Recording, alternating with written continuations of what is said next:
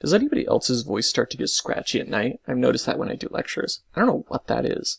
If there's a doctor, I don't mean like a me doctor, like a PhD in anthropology doctor, that's not terribly relevant to this. I mean, like, if there's a medical doctor and somebody who like knows a ton about medicine in your family, could you ask them, like, what's up with late night scratchy voice effect? Do I have something going on health-wise, or is that just like a universal human phenomenon? Okay. Anyways, I've already mentioned that there's 15 modules divided over 3 units, so we've already talked about that. We've already talked about the textbooks. I want to now talk about our perspectives in this course. We all come with different perspectives entering into this course, and I want to talk about both the perspectives we'll learn from and then also the perspectives we learn from each other with. So first of all, I want you to kind of think about a bit of a rhetorical question, except I actually do want you to pause the video and write down a few thoughts. What might be accurate or inaccurate sources if you wanted to learn more about Alaska Native cultures or communities? Where would you go? What would you do? Pull out your smartphone, where would you go? Okay. So in this course, as you probably were thinking through when you answered that question, some sources are more reliable than others, right? So for example, any Joe Rando on the internet can write a blog and claim that they know something. Any Joe Rando can put up a YouTube video and claim that they know something. But there are some really good sources of information about Alaska Native cultures and communities, and so we'll draw on several different kinds of sources of information in this course. One of them is anthropology, so you probably noticed that this course is an anthropology course. You may wonder, what the heck is anthropology? Anthropology, we call it the study of humanity. Anthropos, humanity. Logos, knowledge, study, discourse, so the study of humanity.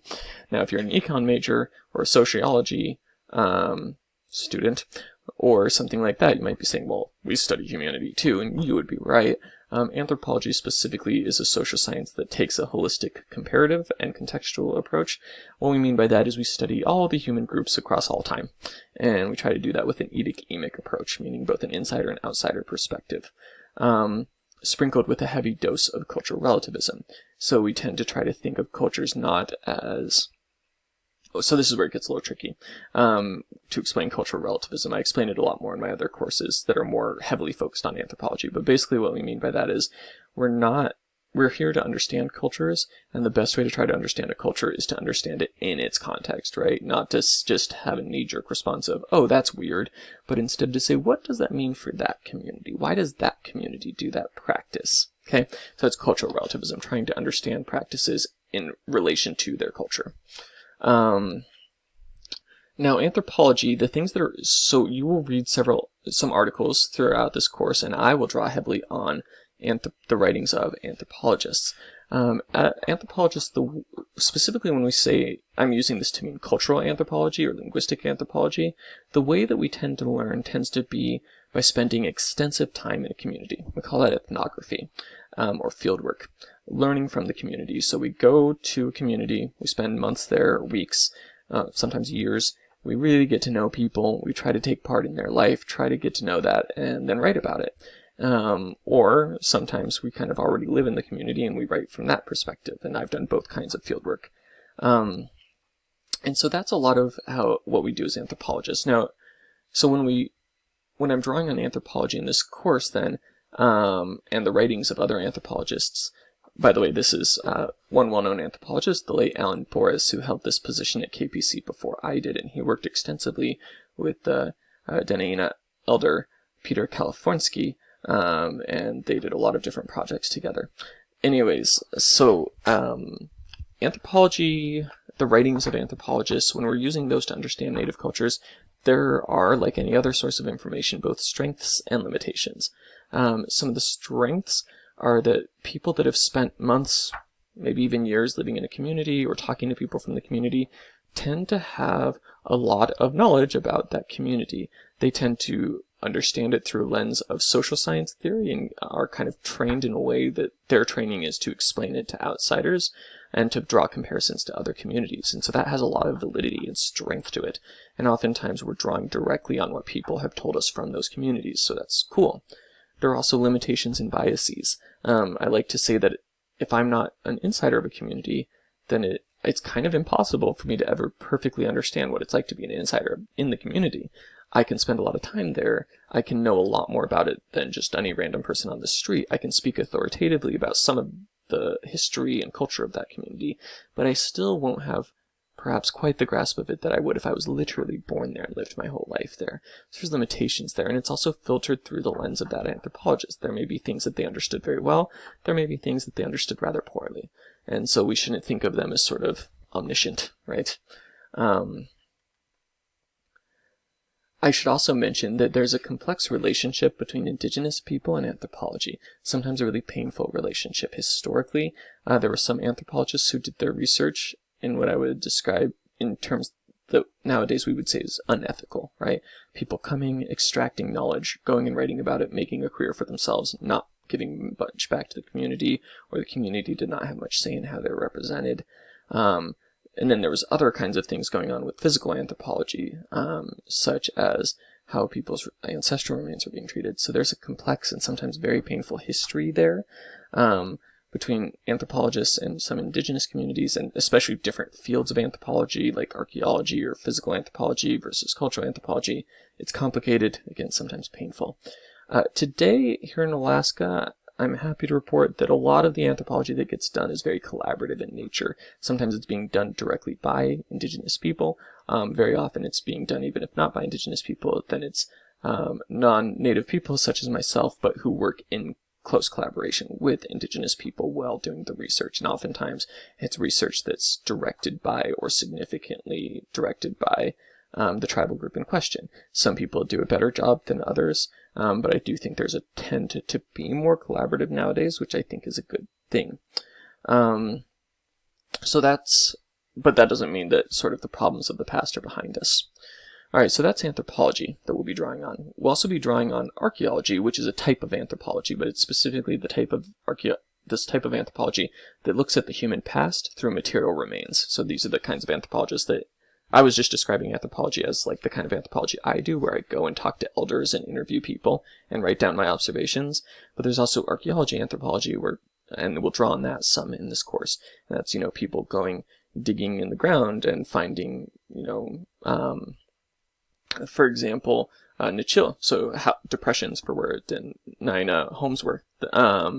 Archaeology that's been done in that kind of stuff, or archaeology that's been done and find different projectile points in different parts of Alaska. So there are a lot of strengths to archaeology. It's really good at giving us a picture of the different types of technology and homes that people had, because that's what you can dig up, right? So you can get a sense of sort of how are people fishing, what were they hunting with, what did their homes generally, like kind of what size were their homes, how big were their communities. Those are some things archaeology rocks at, and in that regard, archaeology is like magic, right? It can kind of uncover these histories in a way that's really beautiful and rich, and some tribes specifically commission archaeology for that reason, because it does have that valuable way in just furthering our understanding of the past. There's also limitations and biases to it, not the least of which is that for many Alaska Native groups, a lot of things would not be obvious in the archaeological record because people weren't building sort of gigantic cities, right? And so a lot of things that people were building and using might have deteriorated with time, or we might not be able to find the site might not be immediately obvious, the site might be covered with a highway. For all these reasons and more, there's a lot about the archaeological history of Alaska that we do not fully understand yet. And may never fully understand. And also because it's hard to interpret meaning from archaeology. And what I mean by that is it's hard to know exactly what was going through people's heads, religiously, beliefs, ideas, values. Those can be very hard to interpret from archaeological remains. Obviously, you can talk to present-day communities to try to understand it. But what I'm trying to get at here is there are limitations to archaeology. Another source of information that we'll draw on a lot in this class, this is probably the source of information we will draw on most, is people from Alaska Native communities. And I'll be honest that I consider this to be sort of the best of the sources of information, right? I'm all about, you really want to learn about a community, talk to people from the community. And so this is a source of knowledge that we will draw on heavily. The Williams book is almost entirely Native writers and people from these communities talking about their cultures. Readings like the one that you did this week from the Knights tribe, we will often do readings that are actually written by people at a tribe or at a Native corporation to try to better understand that. Later in the course, we will have a few TikTok videos from somebody in the community of Chinaga. And so that's another example of specifically hearing from people in the community. I think it's a very strong source of information. Now, we do always want to bear in mind that just because one person in a community feels a certain way about a topic doesn't mean they represent every single person in their community. Just like you, right? You're from certain communities and you don't represent every single person in your community. However, even though that's the case, and even though we should keep that in mind, I do think that this is a strong way to learn about other cultures, is by talking to people in those communities. Another source of information that we'll draw on is oral history. You'll see that, for example, in the colonialism lecture in a couple of weeks. You'll do a reading that's originally from a story that was passed down through generations about ANTH resistance to Russian colonialism and exploration. And oral history gives us these sort of viewpoints into transformative things that happened to tribes in the past that I think is really valuable. There's also aspects of it that perhaps can be challenging for some people as they're reading it. So, for example, the history may be told in ways that you're not familiar with, perhaps if you're not from oral history heavy cultures. So, for example, less of a strong emphasis on sometimes on precise dates in the way that you'll see maybe history textbooks that you might have grown up reading. Sometimes oral histories do have really precise dates, other times not so much, because what's important is not so much the precise dates as what happened, who happened, why it happened. So oral history, though, was a very valuable source of information that we'll draw on. We'll also draw a bit on historical documents. You won't be directly reading them, but some of the information I'll share in lectures is drawing on historical documents, and specifically what I mean by that is things that were written by European explorers and colonizers. So, for example, here we have a depiction of a traditional Gwich'in home that was done by Alexander Hunter Murray, who was an explorer, among other things, of European descent in the mid-1800s. And so sometimes that information can be really, really valuable in reconstructing what Native communities looked like at what is sometimes called the point of contact, or the point of colonialism, aka what did Native communities look like in the 1700s and 1800s when Europeans were first encountering them, and that can be really valuable. We do, though, I think, really want to approach this kind of stuff with a big old grain of salt, because, for a couple of reasons, but probably the biggest one of which is colonizers, particularly the earliest colonizers, sometimes were very ethnocentric, viewing things through the lens of their own culture. Sometimes they were deliberately making things seem more exotic or different so that they could sort of, so it could be exciting for readers back home. Sometimes they just didn't understand very well what they were observing. So some of the things, like a drawing might be a really accurate drawing. Like, yes, that's a good drawing of what Gwich'in homes looked like at the time. But maybe some of the interpretations of religious beliefs, for example, might not be very accurate because people had only a fragmentary understanding based on who they spoke to, and they were kind of filtering it through their own lens, their own culture, their own religion. So these historical documents can be helpful. They can also be pretty spotty, so it depends. So those are some really great sources. I also want you to be thinking about what are bad sources, or at least bad sources is really overstating it, but maybe not as reliable. One thing is the internet randos, and what I mean by that is there are people sometimes that will write about Alaska Native people who are not themselves Alaska Native and have not done any research in Alaska Native communities. They're not an anthropologist, they're not from the tribe, they're not a historian, they're just sort of writing what they think. Sometimes that can be really accurate and good. Sometimes that can be very inaccurate. So when you do the research paper, I want you to really try to focus and make sure that you get sources that are either from people in the community or people that have done research in or with the community, okay? Primary or secondary sources, either from researchers or from people in the community, not just from some person who decided to make a website. Stuff on TV about Alaska Native people ranges from very reliable to very unreliable. We'll talk about that later in the course. And then there's also, and I think it would be silly not to acknowledge this right at the start, is that people oftentimes come into this class with stereotypes about Indigenous people, but particularly if they themselves are not from these communities. People oftentimes come in sometimes with stereotypes or things that people say about Indigenous people. Now, sometimes when I say can be reliable, I don't mean that stereotypes can be reliable. What I mean is that some of the things people say about Indigenous people might be reliable. So if somebody was to say, hey, did you know 1 in 5 Alaska Natives or Alaskan people are Alaska Native, that's reliable. That's actually accurate information. Some of the other things, though, that people say about Alaska Native people are not very accurate, and things get passed around that are sometimes quite wrong. We can think of lots of examples. We'll talk about some of them later in the course. People often misunderstand, for example, how health services work in Alaska Native communities, and have a misunderstanding of healthcare in Alaska Native communities. And so we want to be wary of things that we assume to be true just because a lot of people have said it. A lot of people can say wrong things. And so we'll try to find reliable sources of information in this course.